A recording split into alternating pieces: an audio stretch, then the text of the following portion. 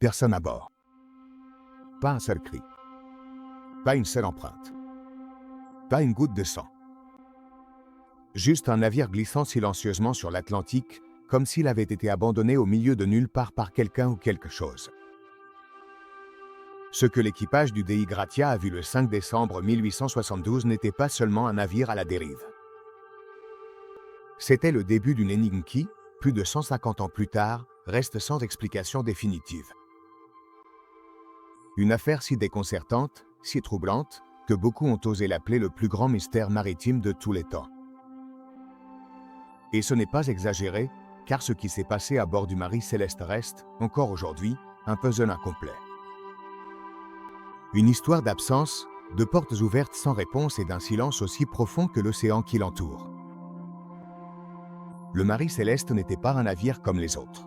Construit à l'origine au Canada en 1861 sous le nom d'Amazon, il semblait avoir un destin marqué par la malchance dès le premier jour.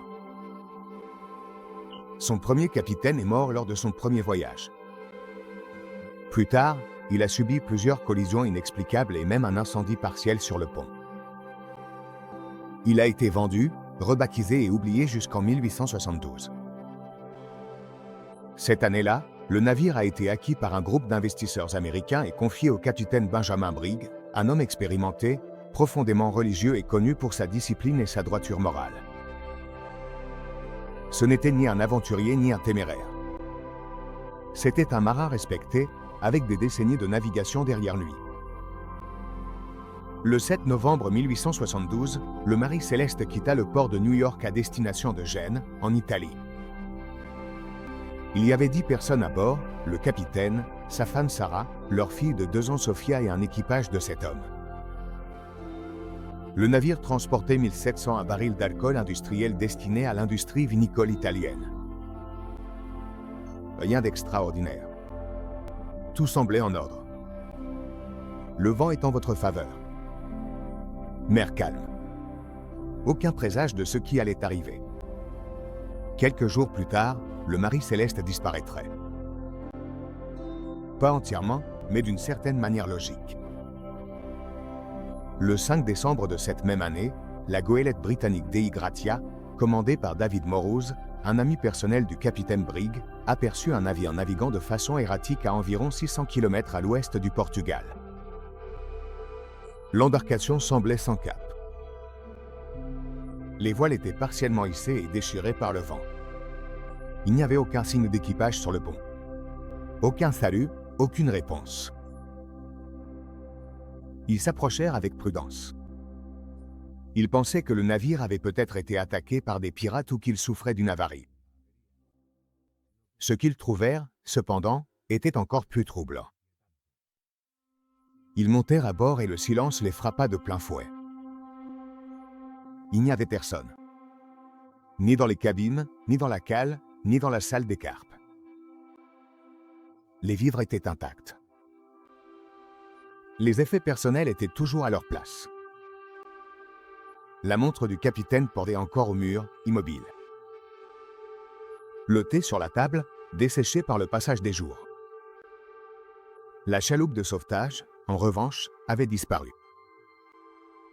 Le sextant, le chronomètre marin et quelques papiers de navigation aussi.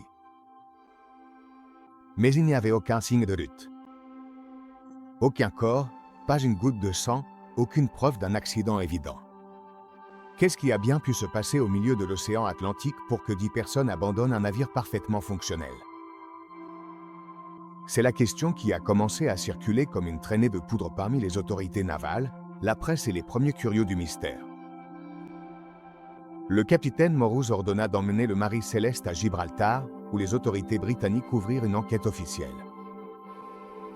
Le procureur chargé de l'affaire était aussi déconcerté que les autres, car plus il creusait, plus la scène paraissait absurde. Le navire naviguait normalement lorsqu'il a été retrouvé. Il n'avait que de légers dommages, probablement causés par l'exposition à la mer et au vent après plusieurs jours sans barreur. La cargaison était presque intacte, à l'exception de 9 barils d'alcool qui, curieusement, avaient perdu du liquide, mais n'avaient pas été retirés. Dans le garde-manger, il y avait assez de nourriture pour 6 mois, de l'eau potable en abondance et la structure du navire était entièrement opérationnelle. Alors, pourquoi quelqu'un aurait-il abandonné un navire en parfait état? La théorie la plus acceptée à l'époque était que, pour une raison quelconque, le capitaine Brigg avait pensé que le navire était en danger et avait ordonné une évacuation temporaire dans l'intention d'y revenir plus tard. Peut-être un problème avec les vapeurs d'alcool industriel ou un phénomène météorologique qui leur aurait fait croire que le navire allait couler. Mais même cette explication présentait des failles. Si l'équipage était parti à bord du canot de sauvetage, pourquoi ne sont-ils pas revenus? Pourquoi n'ont-ils jamais atteint la côte la plus proche? Pourquoi n'y a-t-il eu aucun survivant ni aucune trace de leur sort? Et surtout, pourquoi auraient-ils tout abandonné sans emporter presque aucune provision? Le mystère du Marie Céleste ne tarda pas à devenir un phénomène culturel. Les théories commencèrent à se multiplier, chacune plus étrange que la précédente. Des pirates invisibles, des serpents de mer, des tourbillons spontanés. Intervention divine. Des portails vers une autre dimension. La vérité, c'est qu'aucune théorie ne collait vraiment. Aucune ne résolvait tous les éléments de l'affaire sans laisser de zone d'ombre. Il y a un détail qui, encore aujourd'hui, continue de troubler de nombreux chercheurs. Lorsque les hommes du DI Gratia sont montés à bord du Marie Céleste, ils ont découvert quelque chose d'inquiétant dans le journal de bord. La dernière entrée avait été écrite le 25 novembre, c'est-à-dire 10 jours avant que le navire ne soit retrouvé. Cela signifie que le Marie Céleste a navigué pendant 1 semaine et demie complètement seul. Les voiles déchirées, la barre chancelante, la solitude de l'océan. 10 jours sans personne à bord. Ou, du moins, sans personne d'humain. Au fil des années, des dizaines de chercheurs, d'écrivains et d'experts navals se sont passionnés pour cette affaire. Et même si les théories officielles ont toujours tenté de garder un ton rationnel, certains éléments défient toute logique. L'un d'eux est l'état du navire au moment où il a été retrouvé. Il y avait des détails qui, tout simplement, ne collaient pas. La porte de la cale était ouverte, mais il n'y avait aucun signe de fuite massive ni de dommages structurels. Certaines trappes étaient légèrement déplacées, comme si elles avaient été ouvertes à la hâte. Dans la cabine du capitaine, le lit était défait et, sur la table de navigation, il restait des papiers mouillés, froissés, comme si une décision urgente avait été prise en plein chaos. Mais le chaos n'était visible nulle part. C'était plutôt un ordre froid, abandonné, comme si tout le monde était parti en file indienne, en silence, comme s'ils avaient entendu ou ressenti quelque chose qui les avait forcés à partir immédiatement. Et puis, une fois en mer, ils ont tout simplement disparu. Avec le temps, des récits étranges ont commencé à apparaître. Certains vieux marins ont affirmé avoir vu, certaines nuits, le Marie Céleste naviguer à nouveau, complètement seul, quelque part dans l'Atlantique Nord. Un voilier spectral, avec les voiles déchirées flottant au vent et la silhouette d'une petite fille sur le pont, observant en direction des bateaux qui passaient. Sans bouger les lèvres, sans cligner des yeux. D'autres assuraient qu'en passant par la zone où il avait été retrouvé, les boussoles devenaient folles. Le vent changeait de direction sans prévenir, comme si quelque chose d'invisible, quelque chose d'ancien, continuait de vivre là, attendant. Mais revenons aux faits. La théorie la plus populaire au XIXe siècle évoquait une sorte de panique collective causée par les vapeurs d'alcool qu'il transportait. On pensait que l'un des tonneaux avait pu fuir, générant des gaz explosifs qui auraient effrayé l'équipage. Craignant une détonation, ils auraient temporairement abandonné le navire, espérant revenir une fois le danger écarté. Cependant, aucune trace de feu, d'explosion ou de brûlure n'a été retrouvée. Seulement 9 tonneaux qui, mystérieusement, avaient perdu leur contenu sans endommager les près de 1700 autres. Il s'agissait de tonneaux en chêne rouge, un matériau plus poreux que le chêne blanc habituel, ce qui aurait pu provoquer la perte de liquide par évaporation. Mais est-ce que cela justifie que tout un équipage saute à la mer, monte dans un seul canot de sauvetage et ne revienne jamais? Un capitaine expérimenté, avec sa femme et sa fille à bord, prendrait-il vraiment une décision aussi radicale? D'autres chercheurs ont exploré la possibilité d'une mutinerie. Peut-être qu'un des marins s'est rebellé. Peut-être y a-t-il eu un affrontement interne, une dispute, un crime, et le reste de l'équipage a disparu en conséquence. Mais il n'y avait aucun signe de lutte, aucune arme manquante et, en plus, pas un seul témoin. Personne n'a survécu. Personne n'a avoué. Une mutinerie sans corps, sans sang, sans survivants. Et, une fois de plus, une question insoluble, pourquoi laisser le navire intact? Pendant des décennies, le Marie Céleste est resté synonyme de mystère, de terreur en haute mer, d'inexplicable. Mark Twain en a plaisanté. Arthur Conan Doyle, le créateur de Sherlock Holmes, a écrit une histoire inspirée de l'affaire, brodant sur des pirates et des trahisons. Et Hollywood s'est chargé d'alimenter la légende. Mais parmi tous les récits, il y en a un qui a donné la chair de poule à des générations entières. Un marin portugais, dont le nom n'a jamais été vérifié, a affirmé avoir fait partie de l'équipage du Marie Céleste. Selon son témoignage, consigné des années plus tard dans un journal régional, quelque chose s'est produit dans la nuit du 24 novembre. Il disait qu'une lueur bleue avait émergé de la mer, qu'un bruit sourd, semblable à un bourdonnement métallique, avait commencé à entourer la coque et que, pendant plusieurs minutes, le temps s'était arrêté. Quand ils ont essayé d'utiliser la boussole, elle tournait sans contrôle. Les aiguilles ne pointaient vers rien. Et les voiles, bien que le vent soufflât fort, restaient complètement immobiles. À un, les marins commencèrent à se comporter de façon étrange. Certains marmonnaient dans des langues qu'ils ne connaissaient pas. D'autres pleuraient sans raison. L'un d'eux se jeta par-dessus bord, sans crier, sans se retourner. Le capitaine, disait cet homme, tenta de garder le contrôle. Il rassembla sa femme et sa fille dans la salle des cartes. Mais en sortant, elles n'étaient plus là. Tout devint blanc. Et ensuite, plus rien. La seule chose dont il se souvenait après, c'était d'être en train de flotter seul, accroché à une planche de bois quelque part en mer. Cette histoire n'a jamais pu être vérifiée. On n'a jamais trouvé de preuve que cet homme se trouvait réellement à bord. Mais les dates, les détails, les descriptions correspondaient. Et le plus troublant, disait-il, c'est que pendant qu'il flottait dans l'eau, il s'est retourné et a vu le Marie Céleste. Dans l'obscurité, sans voile, naviguant lentement vers l'horizon. Certains chercheurs actuels ont émis des hypothèses plus scientifiques. Ils suggèrent qu'une petite trompe marine aurait pu endommager le navire et désorienter l'équipage.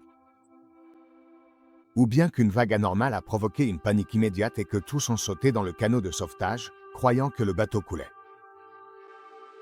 Mais aucun de ces scénarios n'explique l'absence de corps, ni l'organisation presque parfaite à l'intérieur du navire. Est-ce qu'un équipage entier, y compris une femme et une fillette de 2 ans, aurait vraiment péri en mer sans laisser la moindre trace? Le Marie Céleste fut finalement vendu après l'enquête et continua de naviguer pendant des années, bien qu'il semblait marqué par la tragédie. Il passa de main en main.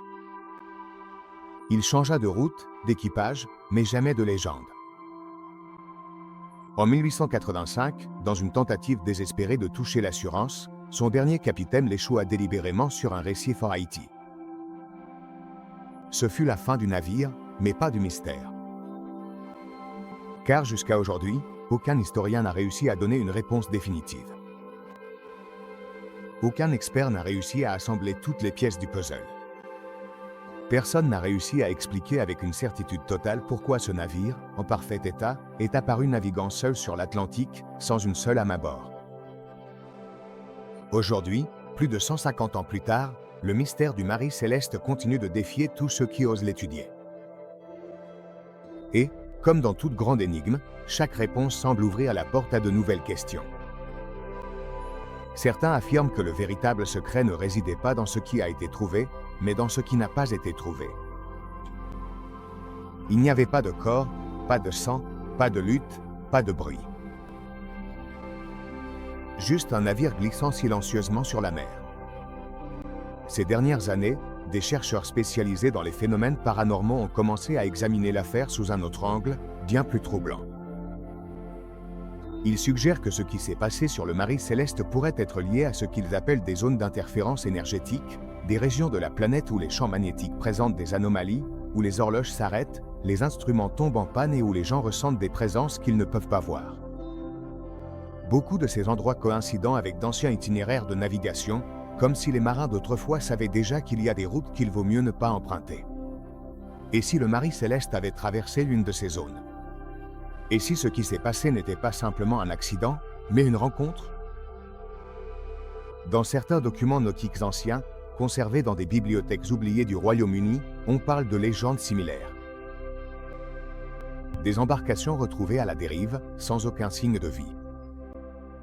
Des histoires si anciennes qu'aujourd'hui elles se confondent avec des récits de tavernes.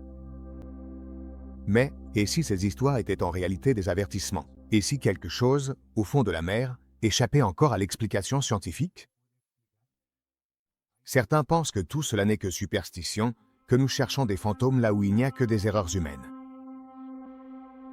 Mais même les plus sceptiques ont dû admettre qu'il y a des choses qui ne collent pas, ni dans les rapports, ni dans les versions officielles, ni dans la logique. On n'abandonne pas un navire comme ça. Un équipage ne disparaît pas de cette façon. Une fillette de 2 ans ne s'évapore pas en mer, sans laisser la moindre trace. Et il y a un dernier détail, un objet qui, selon certains rapports, a été retrouvé sur la table du capitaine. Un petit journal en cuir, différent du carnet de bord officiel. Sur ces dernières pages, avec une écriture tremblante, on pouvait lire une seule phrase écrite encore et encore, « Quelque chose nous observe depuis la mer ». Peut-être ne saurons-nous jamais ce qui s'est réellement passé à bord du Mari Céleste. Peut-être que l'océan a gardé ce secret à jamais dans ses profondeurs les plus sombres. Mais ce qui est certain, c'est que ce n'était pas un simple abandon, ni une erreur de navigation. C'était autre chose. Quelque chose que ni le temps, ni la raison, ni la science n'ont réussi à expliquer. Le Mari Céleste est devenu bien plus qu'une simple affaire non résolue. C'est un miroir de la peur humaine, du vide, du silence de l'océan quand quelque chose tourne mal et, surtout, du mystère. Car même si l'on écrit des livres, que l'on réalise des documentaires ou que l'on publie des théories, il y a des histoires qui ne sont pas faites pour être élucidées. Elles sont faites pour nous rappeler que le monde garde encore des secrets, qu'il existe des endroits où l'homme n'a pas le contrôle et que, parfois, le plus effrayant n'est pas ce que l'on voit, mais ce que l'on ne trouve jamais.